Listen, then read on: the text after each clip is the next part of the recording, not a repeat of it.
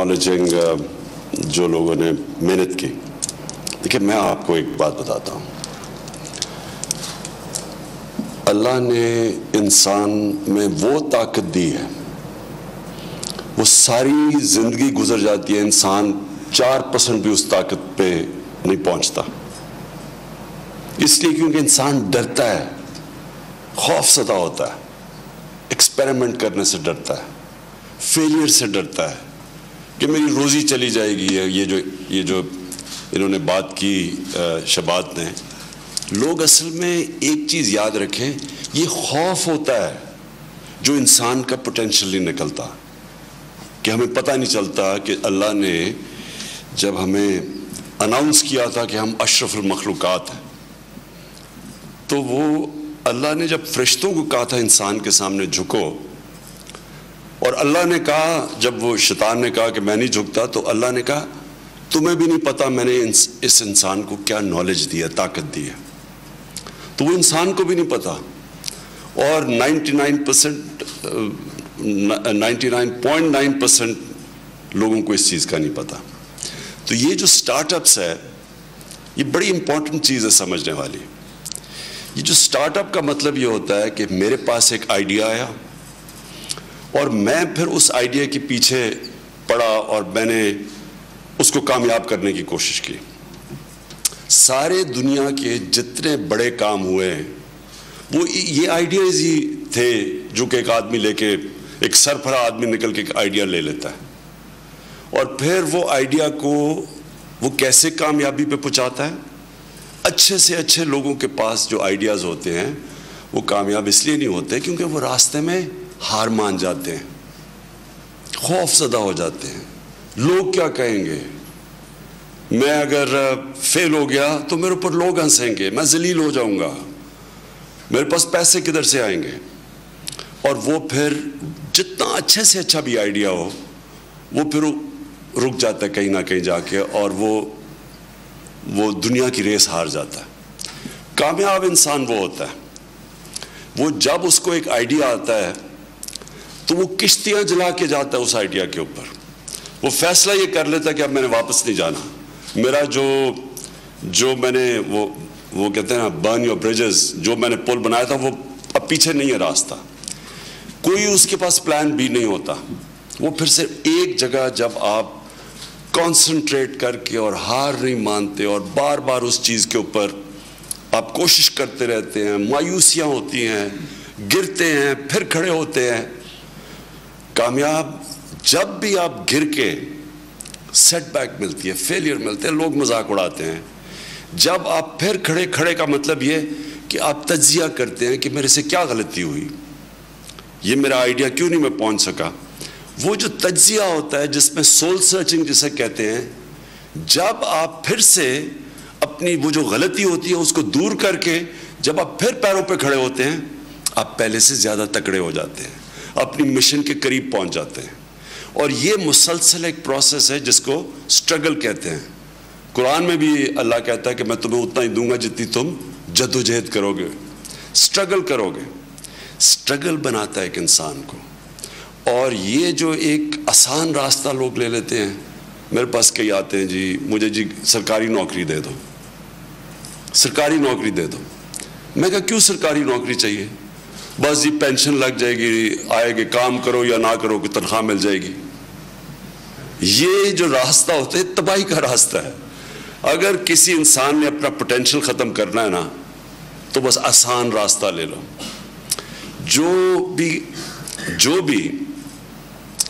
जो भी नमाज पढ़ता है उसको यही नहीं पता कि नमाज में मांगता क्या हूँ। मैं बड़े लोगों से पूछता हूँ कि 5 वक्त की नमाज आप पढ़ते हैं, अब मांगते क्या अल्लाह से? आप तो सिर्फ 5 वक्त की नमाज में एक चीज़ मांगते हैं कि अल्लाह उनके रास्ते पे लगा जिनको तूने नेमतें बख्शी। किसको अल्लाह नेमतें बख्शेगा? जो सबसे कामयाब इंसान इस दुनिया में, उनको ही नेमतें बख्शी ना अल्लाह ने। वो कौन थे?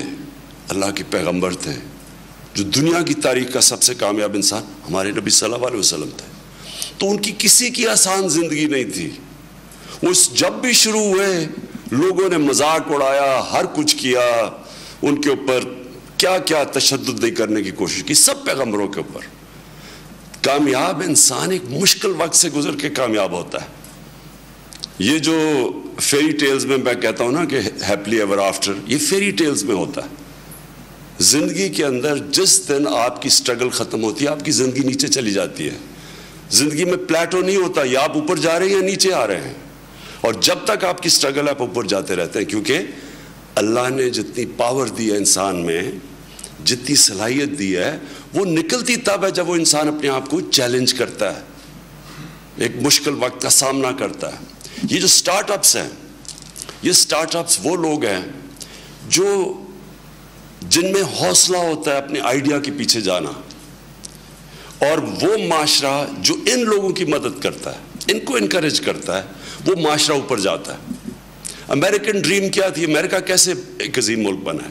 ایک امریکن ڈریم تھی کہ کوئی باہر سے کہیں سے بھی جس طرح کا بھی ہو کسی طرح امریکہ پہنچتا تھا. کوئی آئیڈیا ہوتا تھا، صبح سے لے کے شام کام کرتا تھا، اور دیکھتے دیکھتے کہاں سے کہاں پہنچ جاتا تھا. جبکہ ایک سٹرکچر معاشرے کے اندر، اور جو معاشرے ڈکلائن میں ہوتے ہیں وہ کبھی انکریج نہیں کرتے ان چیزوں کو. جو ایک معاشرے کی اگر آپ نے دیکھنا ہے نا کہ وہ وائبرنٹ ہے یا نہیں، اس میں جان ہے یا نہیں، وہ اوپر جا رہا ہے یا نہیں، صرف یہ دیکھ لیں کہ وہ اپنے نوجوانوں کو کتنی آزادی دیتا ہے، کتنا ان کو بیک کرتا ہے، ان کی آئیڈیاز کو کتنا بیک کرتا ہے. یہ جو وینچر کیپٹل جو چیز نکلی ہے، یہ کیا ہے کہ ایک آئیڈیا کو بیک کر دیتے ہیں لوگ، پیسے لگا دیتے ہیں آئیڈیا کے اوپر، اور وہ معاشرے اوپر چلے جاتے ہیں.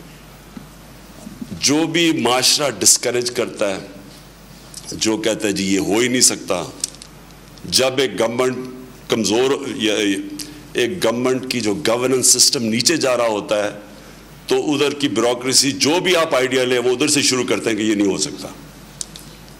لیکن جب ایک اوپر جا رہی ہوتی ہے گورنمنٹ، تو وہ آئیڈیاز کو سمجھتے ہیں، بیک کرتے ہیں آئیڈیاز کو، اور ایکسپیریمنٹ کرتے ہیں. اور پھر یہ ڈرتے نہیں ہیں. یہ جو فیلئر سے ڈرنا ہے نا، یہ جو ڈرنا ہے کہ میں فیل نہ ہو جاؤں، یہ کبھی آج تک کسی انسان نے بڑا کام کیا ہی نہیں جو یہ ڈرتا ہے فیلئر سے. اس لیے قرآن کی آیت ہے، قرآن کی آیت اللہ کہتا ہے کہ جو لوگ ایمان لے آئیں اللہ ان کے خوف دور کر دیتا ہے. یہ خوف جو ہے یہ ایک ہیومن پوٹینشل کو نیچے رکھتا ہے. بڑا انسان بن ہی نہیں سکتا جو ڈرتا ہے، ہارنے سے ڈرتا ہے، رسک چلا جائے ڈرتا ہے، ذلیل کر دیں گے جی مجھے، میں اس سے خوف زدہ ہوتا ہے. جو موت سے ڈرتا ہے وہ کبھی لوگوں نے بڑا کام نہیں کیا. اور خوف، قرآن اللہ ہمیں کہتا ہے کہ جو لوگ ایمان لے آئے میں کیوں ان کے خوف دور کر دیتا ہوں، کیونکہ زندگی موت اللہ کے پاس ہے، اس نے اس لیے اپنے پاس رکھی ہے. نہیں تو سارا وقت ہم موت سے ڈرتے رہیں. وہ موت کا خوف دور کرنے کے لیے نے کہا تم کچھ نہیں کر سکتی، یہ میرے ہاتھ میں. عزت ذلت، یہ جو فیلئر ہے، جو لوگ مجھے کیا کہیں گے، وہ بھی اللہ نے کہا جو مرضی کرو. شام کو میڈیا پہ آپ نے جو مرضی کہنا عمران خان کے متعلق، عزت وہ دینے والا ہے. کوئی انسان آپ کی عزت نہیں لے سکتا، کوئی آپ کو ذلیل نہیں کر سکتا. یہ بھی انسان کو آزادی دے دیتا ہے. پھر اس سے کیا ہوتا ہے؟ لوگ ڈرتے نہیں ہیں، فیلئر سے نہیں ڈرتے. رزق اللہ کے ہاتھ میں. اس لیے مجھے یہ آج بڑی خوشی ہوئی. اگنائٹ کو میں خاص طور پہ مبارک دیتا ہوں اس انیشیٹو پہ. زبردست انیشیٹو ہے سٹارٹ اپس کو بیک کرنے کا. یہ شو کرتا ہے کہ ہمارے ملک کا راستہ ٹھیک ہو گیا ہے، ہم صحیح راستے پہ جا رہے ہیں. آپ نے بالکل بیک کرنا اس طرح کے لوگوں کو. میں نوجوان کہنے لگا تھا، عموماً تو نوجوانوں کے پاس آئیڈیاز ہوتے ہیں، جنون ہوتا ہے، لیکن یہاں تو میں نے بڑے بھی دیکھے جو کہ اپنے آئیڈیاز لے کے آئے ہوئے تھے. یہ زبردست چیز ہے. یہ جو آئیڈیا ہے کہ آپ نے آف دا ٹراڈن پاتھ، وہ کہتا ہے نا کہ I took the path less trodden upon and that's what made the difference. نئی چیز، نئے راستے، نئی سوچ. اور یہ ایک چیز، یہ جو نئی سوچ ہوتی ہے وہ آزاد ذہن نئی سوچ رکھتے ہیں. غلام ذہن نہیں رکھ سکتا. غلام تو فالو کرتا ہے. آزاد انسان اپنے راستے چوز کرتا ہے. جو اس ملک کو کیونکہ ہم بڑے ہوئے ہیں, ہم پہلی جنریشن تھے جو ایک آزاد پاکستان میں پیدا ہوئے. کلونیلزم, غلامی, سب سے بڑا ظلم فزیکل غلامی نہیں کرتا, ذہنی غلامی کرتا ہے.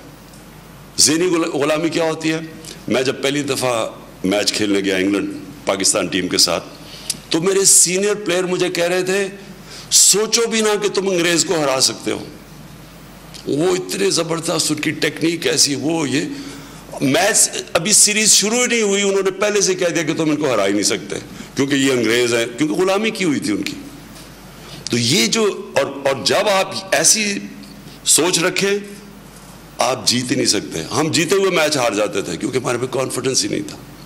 جو آزاد ذہن ہوتا ہے وہی بڑے کام کرتا ہے, وہی اپنا راستہ چنتا ہے. اور وہ یہ جو ہماری اب یوتھ ہے, ہمارے پاس بڑے اللہ نے اثاثے دیے ہیں. ہمارے پاس دنیا کے سب سے زیادہ سونے اور تانبے کی ریزروز ہیں. لوگوں کو پوری طرح آئیڈیا نہیں. کوئلے کے ریزروز ہیں, ریئر ارتھ منرلز ہیں, زرخیز زمین ہے. ہمارے پاس پانی کا صحیح اگر آج ماڈرن استعمال کر لیں, ہمارے پاس تو پانی کی بھی کمی نہیں ہے. یہ جو جتنی چاہیے آج ماڈرن ٹیکنالوجیز سے پانی کے اوپر, ہمیں تو اللہ نے بہت کچھ دیا ہے. ڈفرینٹ 12 موسم, اللہ نے اس ملک کو کسی چیز کی کمی نہیں دی. لیکن جو ہمارا سب سے بڑا اثاثہ ہے وہ ہمارا نوجوان ہے. ہمارا سیکنڈ ینگسٹ پاپولیشن ہے دنیا میں.